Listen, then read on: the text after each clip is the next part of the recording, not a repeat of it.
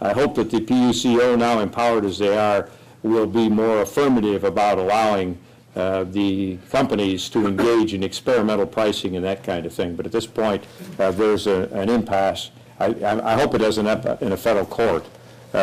First of all, I'm not opposed to federal courts. My wife's on the Sixth Circuit, but I do think that would really draw the thing out, and I think we need to have a quicker answer than that, frankly. I'm sorry, Bob, I forgot your first part.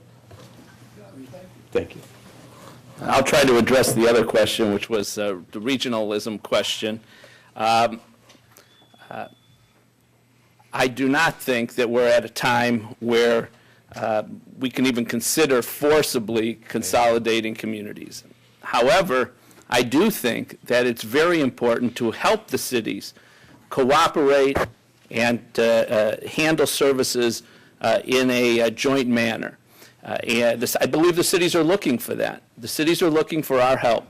And I believe we are in a position to provide that help, to provide incentives. That's the compact that I was discussing earlier, where we can help cities take a look, first of all, at the different services that might be delivered cooperatively, and then help the cities get together on those things. And I'm looking forward to working with Mayor Jackson and the Mayors and Managers Association up here to figure out the best approach to a compact so that we can be very helpful. I think that's a key insight, that it be done cooperatively and that it be done permissively. The volunteer firemen across the rural parts of this state all have treaties back and forth across the subdivision lines. When there's a fire, a major fire, the engines come from all over that region. They do it cooperatively. There's no coercion. And it seems to me that that's the way to go about it, because then the people who are required to render the service have an interest in the agreement that they have entered into permissively. I understand or heard some rumors that President-elect Obama is going to send some monies into the states to support their financial survival. So if that rumor is in fact a reality, what would be your best guess, educated guess, we'll say, as to how much money might be coming to the states? And then, assuming there's no restrictions on those dollars, which I imagine there would be, but if there were no restrictions on those dollars, how might you prioritize state needs which would inform decisions about how those dollars might be expended?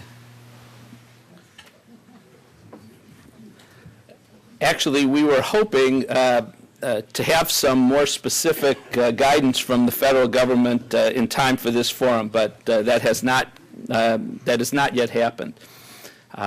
So it's impossible to know what we can hope for and expect from the federal government. I do think that there will be help coming to the states.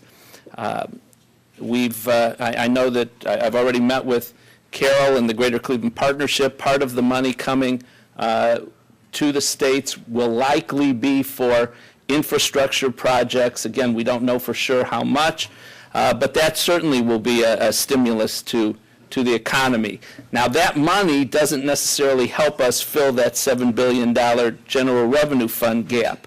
Other funds that might be forthcoming would be helpful for that. For example, Leader Batchelder mentioned Medicaid matching funds. If we can get some more Medicaid support from the federal government, then that would help fill our $7 billion deficit. If, as Governor Strickland has asked, if we can get a block grant of some kind, which would give us some discretion, I'm sure we could figure out how to best spend that money. I know that Governor Strickland has been spending hours and hours working with our federal delegation, working with the Obama administration to make sure that Ohio gets as much as is fair and possible in any stimulus package for the states. I think that's the important thing, is that as we were talking about cooperation among subdivisions on a permissive basis, that the states have some discretion, because not all states are the same. A lot of times people with the federal government, I had some friends in the Reagan administration, and when they flew to Washington to take their post somewhere over the Appalachians, they had an epiphany And it led them to become experts on everything under the sun. And I don't think the problems in Montana are identical to those in Ohio. And so hopefully they will give us some discretion in those areas. And my friend Dennis Eckert is here. I know he always wanted us to have full discretion in anything that we dealt with when he was in the federal Congress, because he'd been a state legislator first, to give him background. Good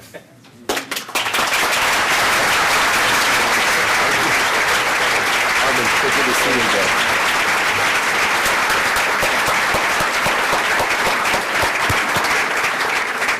I think I mentioned at the outset that we're very fortunate, all of us here in Ohio, to have two great representatives like Armond Budish and like William Batchelder representing us. And I think after you heard them today, whether you're Democrat or Republican, I hope you will all agree we're very fortunate to have these two gentlemen representing us.